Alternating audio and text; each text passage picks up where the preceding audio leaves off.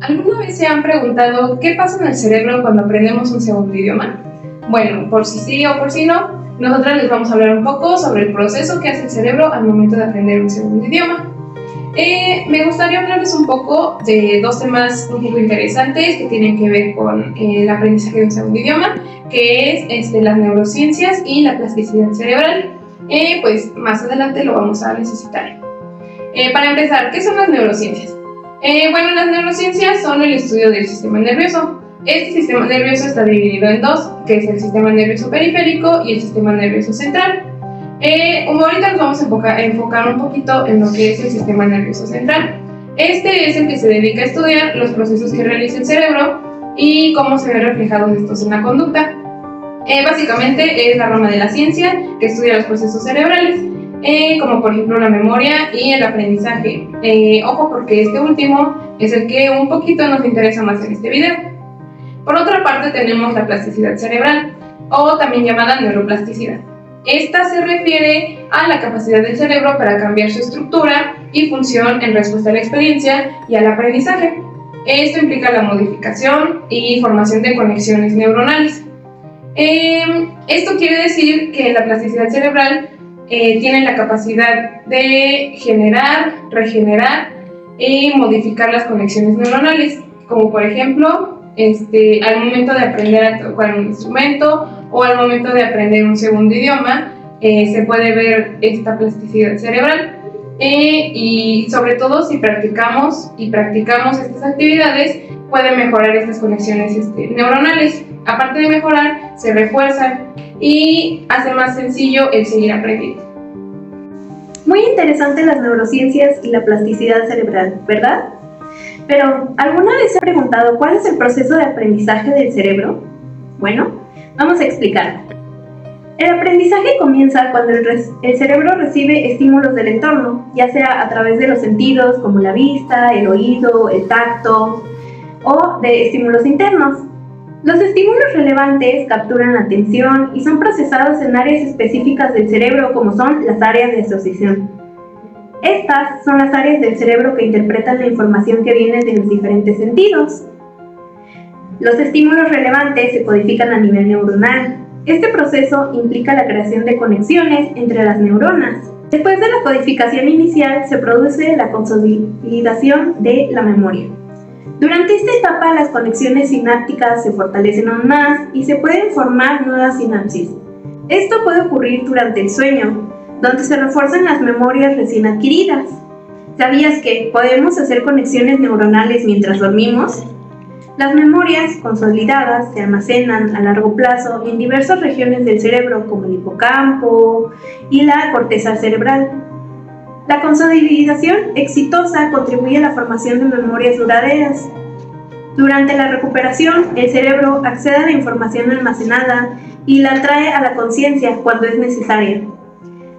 La recuperación exitosa refuerza aún más las conexiones sinápticas asociadas con la información. Todo este proceso lo hace nuestro cerebro cada vez que aprendemos algo nuevo. Imagínense a las personas que asisten a la escuela, o a los artistas, los que bailan, los que cantan, los que enseñan y los que aprenden. ¿No es sorprendente? Ya que platicamos un poco de cómo es el proceso del aprendizaje, ahora nos gustaría platicarles de cuáles son las áreas del cerebro que están involucradas particularmente en el aprendizaje de un segundo idioma.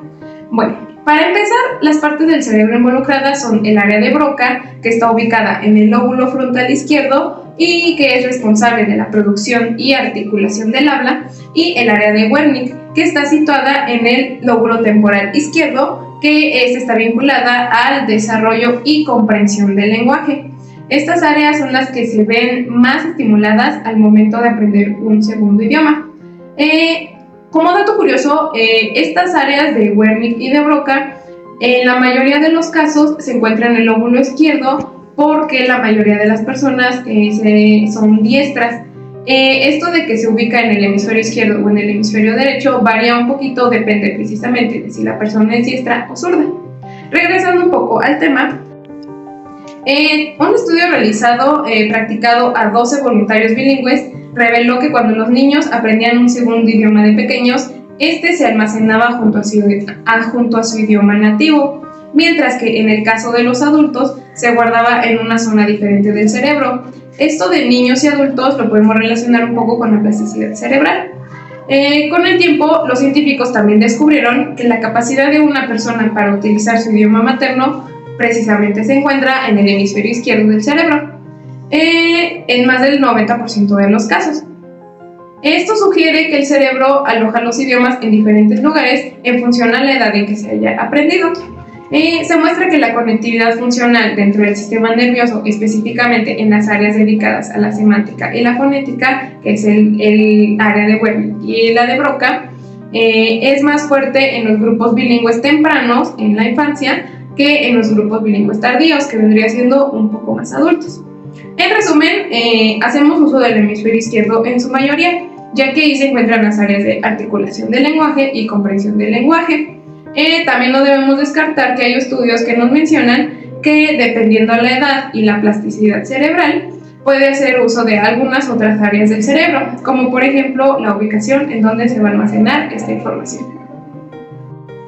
Por otro lado, otro tema interesante son las funciones psicológicas que se desarrollan cuando aprendemos un segundo idioma, es decir, las funciones cognitivas que se estimulan en esta práctica. En primer lugar, tenemos la conciencia fonológica, que son los sonidos de la lengua y de cada lenguaje en particular. Se señala que los niños bilingües adquieren dos sistemas fonológicos, lo que implica manipular más los sonidos del lenguaje, por lo que la exposición a dos idiomas aumenta su conciencia fonológica.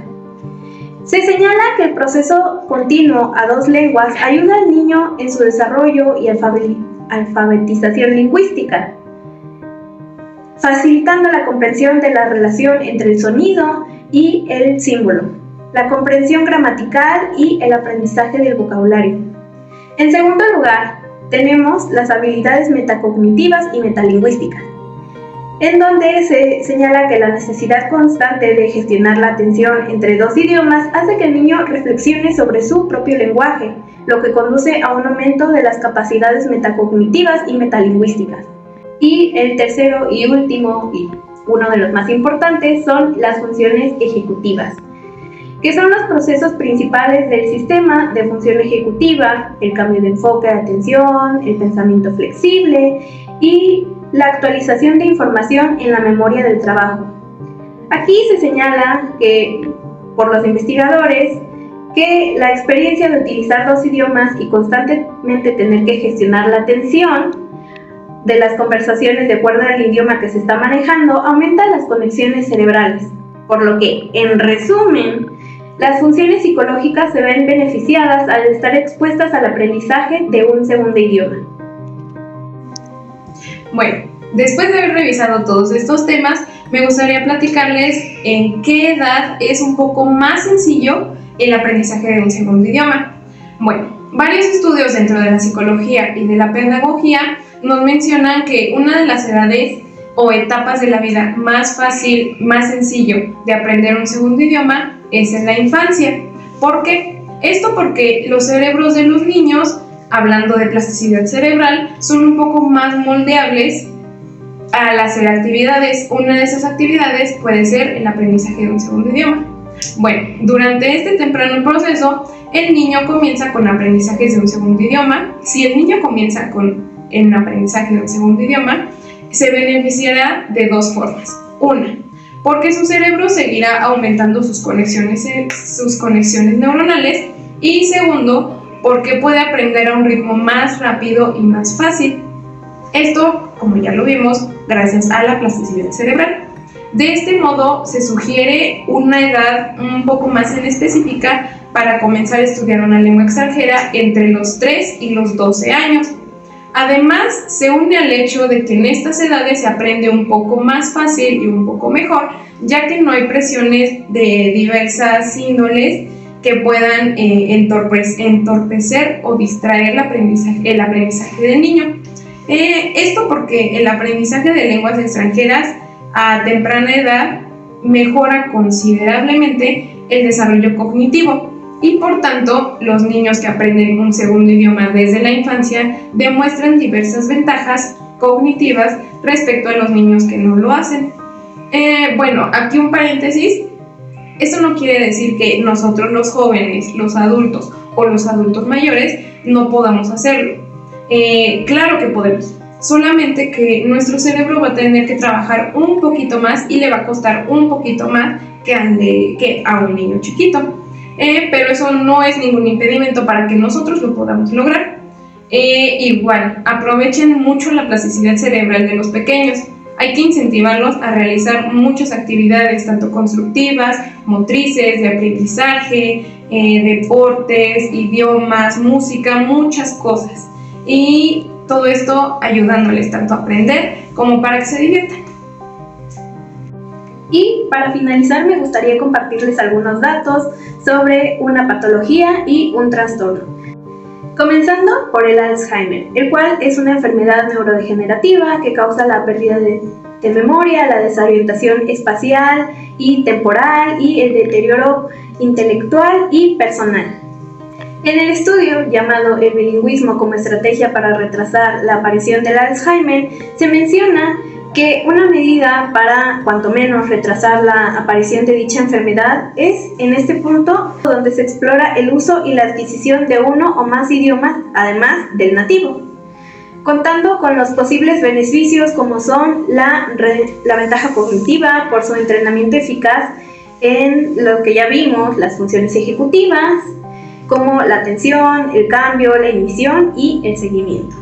Mención que modifica el cerebro en cierto grado, incluso en la vejez, ya que mejora la reserva cognitiva gracias a la llamada flexibilidad mental.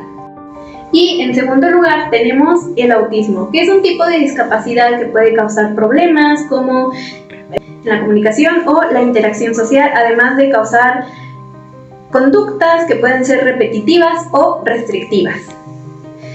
El autismo, en el artículo llamado El impacto del bilingüismo en las funciones ejecutivas cotidianas de los niños autistas inglés-árabes a través del ente de padres y maestros, se enfoca principalmente en el desempeño que puede haber en las funciones ejecutivas en general, en los niños dentro del espectro autista, y las diferencias que puede haber entre bilingües y monolingües.